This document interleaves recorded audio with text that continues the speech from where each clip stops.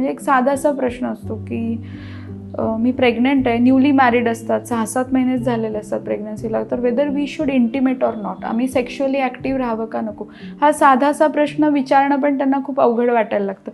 पण जेव्हा त्यांच्या लक्षात येतं की समोरचा डॉक्टर इज मोर कम्फर्टेबल, त्याला मी माझ्या सगळ्या आतल्या गोष्टी पण विचारू शकते, माझ्या प्रायव्हेट गोष्टी पण विचारू शकते, असं जर होत असेल तर मग ती व्यक्ती खुलायला लागते, ती डॉक्टरशी बोलायला लागते. तिच्या लक्षात आलं की डॉक्टर मला इथे वेळेपेक्षा माझ्या बरोबरच्या संवादावरती जास्त भर देतो, ज्याच्यामध्ये मला माझे प्रश्न विचारता येतात.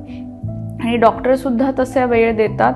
काही काही जणांना बरेच प्रश्न असतात, बरेच जण लिहून आणतात, काही जण तिथे आठवायला लागल्यावर पण विचारतात, कधी कधी घरातल्यांनी पण सांगून पाठवलेलं असतं ते गरम खावं खाऊ नये, गार खावं खाऊ नये, पिझ्झा बर्गर खावं खाऊ नये. तर या पण गोष्टी डिस्कस करतात. म्हणजे डॉक्टर तिथे त्यांचा डायटिशियन असतो, काउन्सिलर असतो, तो एक्झामिनर असतो, तो रागवणारा असतो, तो समजावून सांगणारा असतो, सगळंच असतो.